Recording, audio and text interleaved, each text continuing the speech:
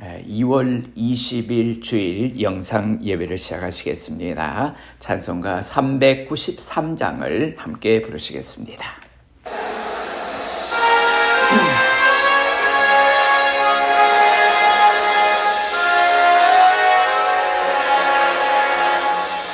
오신실하신 주 내 아버지여, 너와 함께 계시니 두렵잖네. 그 사랑 변찮고 날 지키시며 어제나 오늘이 한결같네. 오신실하신 주, 오신실하신 주, 날마다 자비를 베푸시며 일용할 모든 것 내려주시니 오신실하신 주, 나의 구주. 봄철과 또 여름, 가을과 겨울, 해와 달 별들도 다 주의 것. 만물이 주 영광 드러내도다. 신실한 주 사랑 나타나네.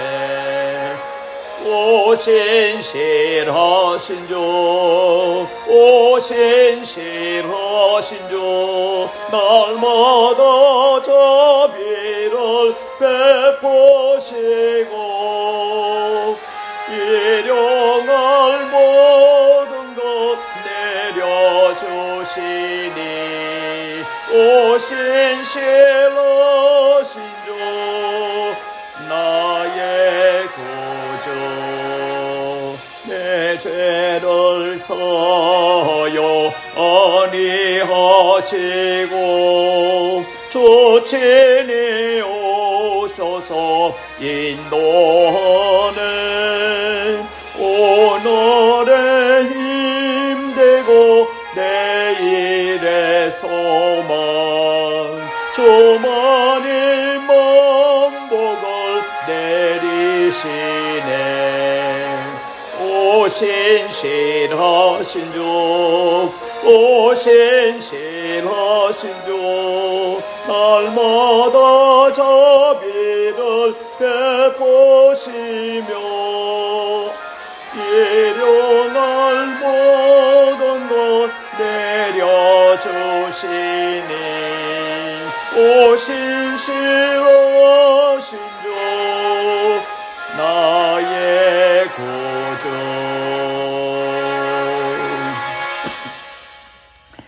오늘 우리에게 주시는 하나님의 말씀은 신약성경 요한복음 17장 1절에서 9절까지 말씀이 되겠습니다. 신약성경 176페이지입니다. 예수께서 이 말씀을 하시고 눈을 들어 하늘을 우러러 이르시되 아버지여, 때가 이르렀사오니 아들을 영화롭게 하사 아들로 아버지를 영화롭게 하게 하옵소서. 아버지께서 아들에게 주신 모든 사람에게 영생을 주게 하시려고 만민을 다스리는 권세를 아들에게 주셨음이로소이다. 영생은 곧 유일하신 참 하나님과 그가 보내신 자 예수 그리스도를 아는 것이니이다. 아버지께서 내게 하라고 주신 일을 내가 이루어 아버지를 이 세상에서 영화롭게 하였사오니 아버지여, 창세전에 내가 아버지와 함께 가졌던 영화로서 지금도 아버지와 함께 나를 영화롭게 하옵소서. 세상 중에서 내게 주신 사람들에게 내가 아버지의 이름을 나타내었나이다. 그들은 아버지의 것이었는데 내게 주셨으며 그들은 아버지의 말씀을 지키었나이다. 지금 그들은 아버지께서 내게 주신 것이 다 아버지로부터 온 것인 줄 알았나이다. 나는 아버지께서 내게 주신 말씀들을 그들에게 주었사오며 그들은 이것을 받고 내가 아버지께로부터 나온 줄을 참으로 아오며 아버지께서 나를 보내신 줄도 믿었사옵나이다. 내가 그들을 위하여 비옵나니 내가 비옵는 것은 세상을 위함이 아니요 내게 주신 자들을 위함이니이다. 그들은 아버지의 것이로소이다. 아멘. 이 말씀에 귀한 은혜가 있으시기를 바랍니다. 오늘 이 말씀을 가지고 영화롭게 하옵소서라는 제목으로 하나님의 말씀을 묵상하고자 합니다. 우리 잠깐 기도드리시겠습니다. 은혜로우신 아버지 하나님, 고맙고 감사합니다.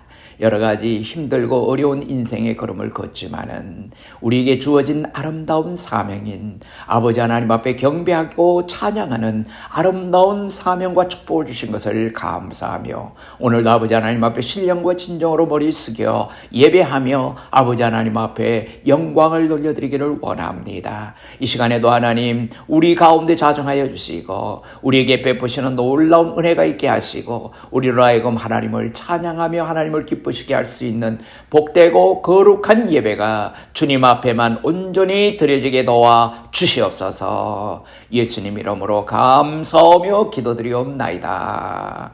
아멘. 여러분은 만약 오늘이 나의 마지막 날이라고 한다면 우선 무엇을 하시겠습니까? 좋은 옷을 사서 입으시겠습니까? 아니면 좋은 음식을 드시겠습니까? 또는 보고 싶은 사람을 만나시겠습니까? 결정적인 시간이 주어졌을 때 나는 무엇을 서둘러야 하는지 대단히 중요한 이야기입니다. 가끔 주위에서 병으로 인해서 시한부 생명임을 선고받는 사람들을 봅니다. 이 중 많은 사람들이 이성을 잃고 내가 왜 이렇게 죽어야 하는가 하나님을 원망하며 죽지 않겠다고 몸부림을 치는 모습을 목격합니다. 조금만 깊이 생각하면 사람이란 어차피 다 죽을 것인데 그렇게 야단할 것까지는 없지 않습니까? 이왕 내게 주어진 마지막 시간을 보다 의미 있게 보내도록 생각을 돌려야 하는 것입니다. 할 수만 있다면 우리 성도들은 오늘 이 본문에서 예수님이 보여주신 것처럼 마지막 시간을 기도로서 마무리할 수 있다면 그 이상 더 바랄 것이 없겠습니다. 셰익스피어는 이런 말을 했습니다. 인생은 연극이다. 가장 극치에 다다랐을 때에 막을 내려라고 하는 멋있는 말을 남겼습니다. 클라이막스에서 막이 내려지지 않으면 생각이 흐려지고 식구들이 지겨워졌을 때 가게 되는 것입니다. 예수님은 33세에 다소 빠르기는 하지만은 그분의 생애는 분명히 클라이막스에서 막을 내렸습니다. 예수님은 오늘 우리에게 기도의 모델을 보여주셨습니다. 우리가 가장 많이 외우고 있는 주기도문도 예수님께서 가르쳐 주신 훌륭한 기도입니다. 기도할 말이 생각나지 않을 때는 주기도문만 해도 최고의 기도가 됩니다. 주기도문은 우리들에게 이렇게 기도하라고 가르쳐 주신 기도입니다만은 17장의 기도의 내용은 먼저 예수님 자신을 위해서 기도하셨고 다음은 제자들을 위해서 그리고 세상을 위해서 기도하신 내용입니다. 이 기도의 총론은 1절에서 5절로 예수님 자신을 위한 기도의 내용이 나옵니다. 1절에 보면은 눈을 들어 하늘을 우러러 가라사대 아버지여 때가 이르렀사오니 아들을 영화롭게 하게 하옵소서. 이 기도 가운데 눈을 들어 하늘을 우러러라고 하는 말씀에서 우리는 이스라엘 사람들의 기도하는 모습을 상상할 수가 있습니다. 우리들은 기도할 때에 두 눈을 감고 또 고개를 숙이는 데 비해서 이스라엘 사람들은 두 팔을 올리고 하늘을 우러러 바라보며 마치 하늘에 계신 하나님을 쳐다보면서 이야기하듯 기도합니다. 지금 예수님의 기도의 모습이 바로 이스라엘의 전형적인 기도의 모습입니다. 기도의 내용 또한 너무나 멋진 내용입니다. 아들을 영원롭게 하사 아들로 하여금 아버지를 영원롭게 하게 하옵소서. 예수님께서는 주기도문에서도 우리를 통해서 하나님께 영광이 돌아가도록 기도를 가르치셨습니다. 하늘에 계신 우리 아버지여, 이름이 거룩히 여김을 받으시오며, 나 한 사람 때문에 하나님께 욕이 돌아가는 일이 있어서는 안 됩니다. 혹시 믿지 않는 사람에게서 너 때문에 예수를 믿지 못하겠다 하는 손가락을 받는 경우는 없습니까? 언제나 삼가 조심하여 하나님의 이름을 욕되게 하지 않도록 주의해야 하는 것입니다. 예수님은 하나님을 영화롭게 하기 위하여 기도하셨습니다. 우리도 예수님의 기도처럼 어떤 형편에 처하든 나를 통해서 하나님께 영광을 돌릴 수 있도록 기도해야 합니다. 하나님, 나를 통해서 영광을 받으시옵소서. 이렇게 기도한 다음에는 내 앞에 전개되는 어떤 사건에 대해서도 비평하면 안 됩니다. 이제는 선택할 자유가 없으므로 할 말이 없는 것입니다. 지금 예수님의 기도는 대단히 의미 깊은 기도이지만 한편으로는 위험한 기도이기도 합니다. 눈앞에 십자가를 두고 아들을 영화롭게 하옵소서라고 말씀하신 것은 하나님께서 원하시면 십자가를 지시겠다고 하는 결단의 기도입니다. 즉 십자가를 받아들이고 있는 위대한 기도입니다. 죽음은 사람에게 있어서 가장 중요한 순간으로 지금 이 시간이야말로 예수님의 생애 중에 가장 중요한 순간이라고 하는 것입니다. 다른 시간은 몰라도 죽는 그 시간만은 가장 사람다워야 하는 시간입니다. 우리에게는 옛날부터 말하고 있는 5가지 복이 있는데 그 중에 하나가 임종의 복입니다. 오래 살았거나 건강하게 살았다고 복이라고 하지 않고 사람답게 죽어야 복이라는 것입니다. 그렇습니다. 죄를 짓는 현장에서 죽거나 객사를 하거나 비참한 사건으로 생이 끝난다면 얼마나 불행하다고 생각을 하겠습니까? 이에 우리 성도들은 가장 아름답고 거룩한 순간에 생을 끝맺을 수 있도록 기도해야 합니다. 예수님은 죽음을 앞에 놓고서도 하나님의 영광을 위해서는 기꺼이 십자가를 지겠다고 하는 기도를 하고 계십니다. 그렇다면 어떻게 죽어야 하나님께 영광이 돌아가겠습니까? 먼저 자발적인 죽음이라야 합니다. 자원적인 죽음이라야 하는 것입니다. 내 의사와는 전혀 달리 할 수 없어서 끌려가는 것이 아니고 스스로 선택하는 죽음이라고 하는 것입니다. 다음은 헛된 죽음이 아니라 창조적인 죽음이라야 하는 것입니다. 여러분, 마치 한 알의 밀이 땅에 떨어져서 썩어져서 몇백 배의 결실을 맺는 것처럼 죽음과 함께 끝나는 것이 아니라 죽음과 함께 역사가 시작되는 것입니다. 예수님의 죽음이야말로 죽음과 함께 몇백 배, 몇만 배의 열매를 가져온 가장 높은 가치의 죽음이라고 하는 것입니다. 또한 구원적인 죽음이라야 하는 것입니다. 나도 죽고 남도 죽으면 그 죽음에는 의미가 없습니다. 내가 죽어 희생함으로써 다른 사람을 살리는 구원의 역사가 있어야 하는 것입니다. 그렇게 되면 이 죽음은 영광스럽고 영화로운 죽음이 됩니다. 물론 이러한 죽음이 흔한 것은 아닙니다. 그러나 오늘날에도 한 사람이 그리스도인답게 잘 죽음으로써 많은 사람들에게 구원의 역사가 돌아가는 예를 귀하지만은 볼 수가 있습니다. 제 고향인 경상북도 대구 근처에 현풍이라고 하는 곳이 있는데 그곳에는 12개의 삼강문이라고 하는 것이 있습니다. 임진왜란 때에 이 마을의 한 아버지가 외적들과 싸우다가 순국을 하자 아들이 그 아버지의 뜻을 이어받아 역시 싸우다가 전사했습니다. 그것을 본 어머니까지도 나라를 위해 싸우다가 순국을 한 것입니다. 아버지는 나라에 충성했고 아들은 효도했고 아내는 연료가 되었으므로 이것을 기념해서 삼강문이라고 한 것입니다. 처음에는 한 용감한 사람이 나라를 위해 장엄하고도 장렬하게 죽었지만은 그 사건이 다른 사람에게 감동을 주게 되고 같은 경우가 12번이나 일어나서 12삼강문이라는 이야기입니다. 한 사람의 바른 죽음이 많은 사람에게 새로운 생명을 불어넣는 좋은 예입니다. 그런데 예수님의 죽음은 더 말할 것도 없습니다. 이 죽음으로 말미암아 구원의 역사가 시작이 되어서 교회가 세워지고 2000여 년이 지난 오늘날 우리들까지도 구원을 받게 되는 것입니다. 이 죽음은 사랑과 믿음과 소망의 종합적인 성취이며 또한 하나님의 사역의 완성이라고 하는 것입니다. 이에 예수님께서는 십자가상에서 다 이루었다고 말씀하신 것입니다. 율법과 은혜가 함께 성취되는 극적인 장면입니다. 다시 말하면 하나님의 율법이 십자가 위에서 완성이 되고 하나님의 은혜가 완성이 되었다는 말씀입니다. 주기도문에 보면은 뜻이 하늘에서 이루어진 것 같이 땅에서도 이루어지이다 하는 구절이 나옵니다. 뜻이 하늘에서 이루어지는 것은 하나님의 보좌에서 이루어지는 것을 말하고 땅에서 이루어지는 것은 십자가를 의미하는 것입니다.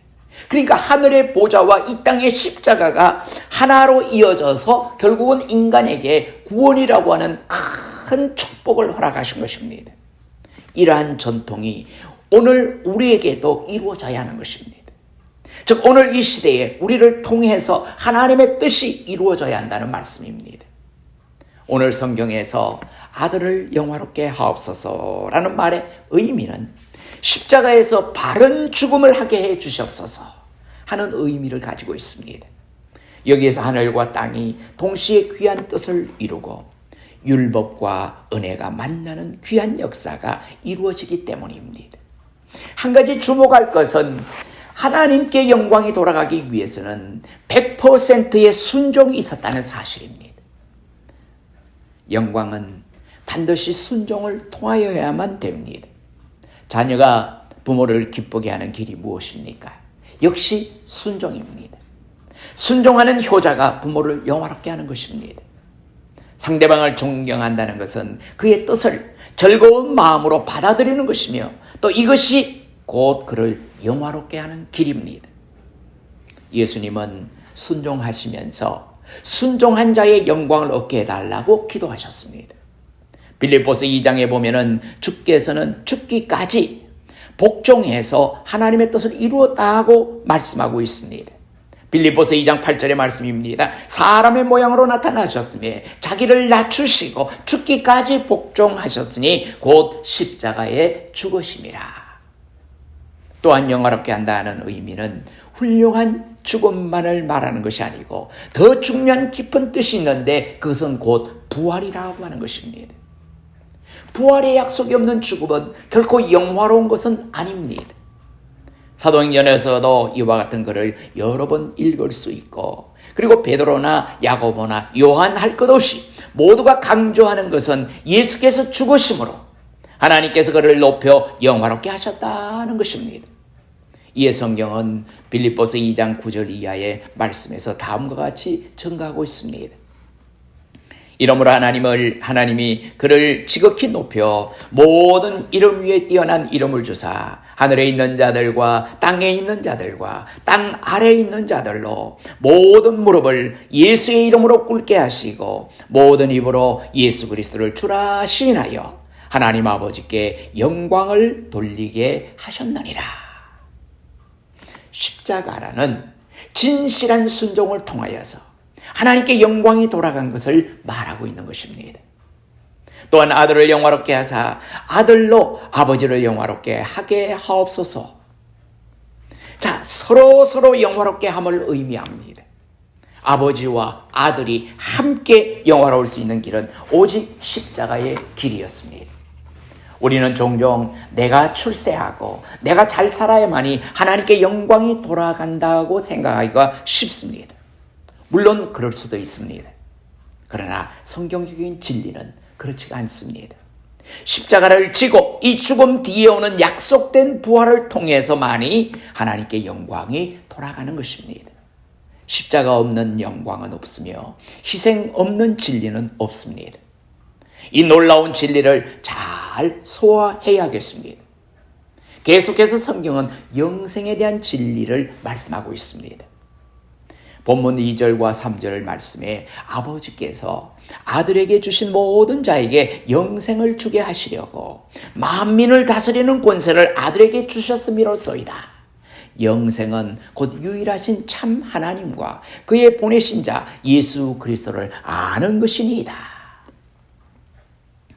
영생이란 하나님을 알고 그리스도를 아는 것이라고 정의하고 있습니다. 영생은 구원의 적극적인 의미이며 소극적인 의미로는 죄와 사망으로부터 건짐을 받는 것입니다. 우리는 죄와 사망에서 건짐을 받아 다음 단계인 하나님과의 올바른 관계에 들어가서 결국은 영생에 이르게 되는 것입니다. 그래야만 비로소 완전한 구원이 이루어지는 것입니다.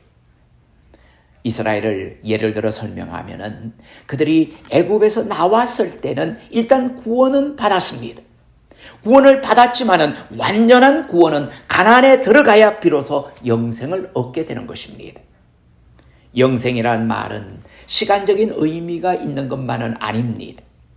이 세상의 모든 생명들은 수명이 있고 환경의 지배를 받아서 병들기도 하고 썩기도 하며 어떤 제한을 받지만은 영생은 이 모든 것으로부터 해방되는 것을 말합니다. 그러므로 어떤 속박이나 제한을 받지 않는 완전한 자유의 시간을 의미합니다.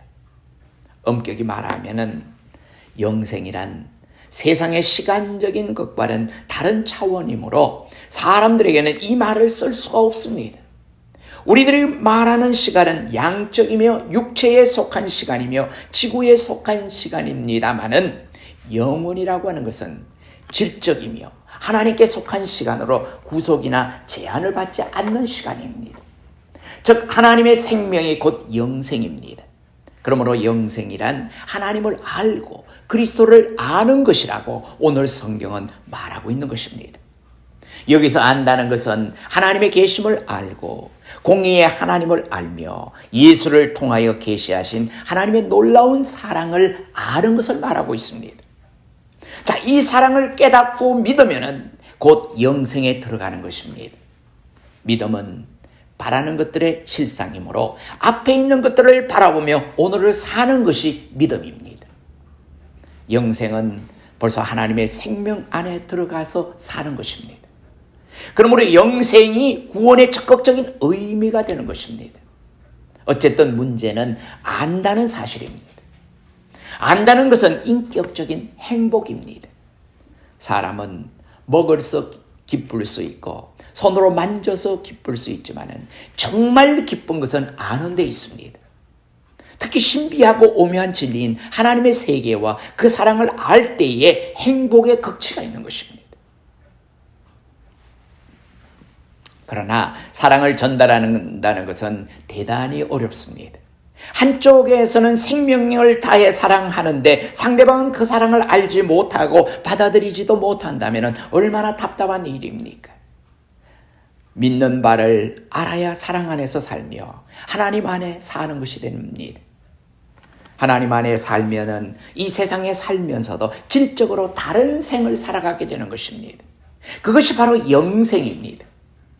죽어서 하나님 나라에 들어가는 것도 영생이지만은 현재 오늘 하나님과 나와 바른 관계에서 살면 그 자체도 바로 영생인 것입니다. 이러한 삶은 점점 늙어지고 썩어가는 생을 사는 것이 아니라 주님을 만나기 위한 환희와 기쁨 속에서 살며 신비하고 오묘한 뜻을 깨달으며 사는 것이므로 최고의 행복을 누리는 삶을 사는 것입니다. 여러분이 안다라는 말이 히브리어로는 야다라고 하는 말입니다. 구약에서 보면은 이 야다라는 말이 참 재미있게 사용되고 있음을 알 수가 있습니다. 창세기에 아담이 그의 아내 이브와 동침을 해서 아들을 낳았다고 하는 구절이 나옵니다. 동침을 우리말로 하면은 같이 잤다고 하는 표현이지만은 히브리 말로는 야다라고 되어 있습니다. 그대로 직역을 해서 번역을 해보면은 아담이 이브를 알아서 아들을 낳았다는 말이 됩니다. 또한 신약에서도 요셉이 마리아를 데려왔으나 아들을 낳기까지 동침치 아니하니라. 여기 영어 성경으로는 no라고 되어 있습니다. 안다는 no라고 되어 있습니다. 자, 여기서 안다는 말의 뜻이 무엇입니까? 보통 우리가 생각하는 안다의 의미와는 좀 다릅니다. 남편이 아내를 알고 아내가 남편을 알아 아이를 낳는 그만큼 아는 것을 의미합니다. 그렇다면 무엇을 안다는 것입니까? 완전한 체험적인 것입니다.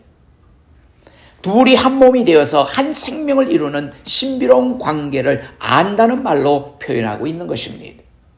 자, 이 알을 듣거나 보아서는 아는 것이 아니며 책으로 인해서 이성적으로 알게 된 것이 아니라 전인격적으로 체험적으로 생명이 생산되는 의미에서의 알을 말하고 있는 것입니다. 그러므로 하나님에 대해서 알게 되면은 그 순간부터 내 생명이 완전히 변하여 내 속에서 그리스도가 자리를 잡게 되고 그리스도가 탄생하게 되는 것을 말하고 있는 것입니다. 이것은 내 인격과는 전혀 다른 차원의 인격으로 하나님께 연합되는 생명으로 곧 영생을 의미하는 것입니다. 바로 그 순간 우리는 하나님을 바로 아는 순간 우리는 영생 속으로 들어가서 영원한 삶과 연관이 있는 것입니다. 하나님을 알게 되고 깨닫게 되면 우리는 기쁨에 넘치며 감사하게 되고 감격하여 이제는 죽어도 한이 없게 되는 것입니다. 어떤 고난과 시련도 문제가 아닙니다. 고생하고 병들며 실패하는 모든 것이 하나님을 알게 하는 교과서일진데 내게 있어지는 구체적인 모든 사건이 영생에 이르게 하는 길인 것입니다. 아무쪼록 아버지와 함께 나를 영화롭게 하옵소서라는 주님의 기도가 나의 마지막 기도가 되어서 영생에 이르는 축복을 받는 우리 모든 성도들이 다 되시기를 주님의 이름으로 축원합니다. 기도하시겠습니다. 사랑과 자비가 풍성하신 아버지 하나님, 은혜를 고맙고 감사합니다. 이 팬데믹 때문에 여러 가지 어려운 상황 속에서 살아가지만은 우리의 마음, 우리의 중심은 늘 하나님을 향하고 하나님의 인도하심 속에서 하나님의 보호하심 속에서 하나님의 도우심을 구하는 마음으로 매일매일을 살아가고 있습니다. 오늘도 아버지 하나님의 전에 직접 나오지는 못하지만은 사랑하는 성도들의 귀한 마음을 한 곳에 모아서 각자의 처소에서 아버지 하나님 앞에 예배할 수 있는 귀한 복을 주실 것을 감사합니다. 오늘도 주신 말씀을 함께 나누면서 영화롭게 하옵소서라는 아름다운 마음들이 우리 하나님께 우리의 마음 속에서 드려지는 귀한 축복이 있게 도와 주시옵소서. 우리가 하나님을 영화롭게 하고 하나님을 아는 순간에 우리는 영생을 경험하고 영원한 삶 속에서 우리의 삶을 이어가고 있다는 사실을 다시 한번 깨닫는 복된 자리에 이르게 도와 주시옵소서. 사랑하는 성도들 아버지 하나님께서 지켜주시고 생업도 붙들어 주시고 하나님의 영광을 위한 아름다운 자리에 늘 세워 인도하여 주시옵소서. 연로하신 성도님들에게 아버지 하나님께서 또한 맑고 깨끗한 영을 허락해 주셔서 주님을 향한 아름다운 믿음 속에서 늘 아름다운 삶을 준비하며 하나님을 만날 귀한 시간들을 기다릴 수 있게 도와 주시옵소서. 이제는 우리 주 예수 그리스도의 크신 은혜와 하나님 아버지의 무궁하신 사랑하심과 성령님의 감동감화 교통위로 인도하심이 하나님을 영화롭게 하며 하나님의 뜻 안에서 영생을 경험한 사랑하는 모든 성도들 머리 위에 이제로부터 영원히 함께 계시옵기를 간절히 축원하옵나이다. 아멘.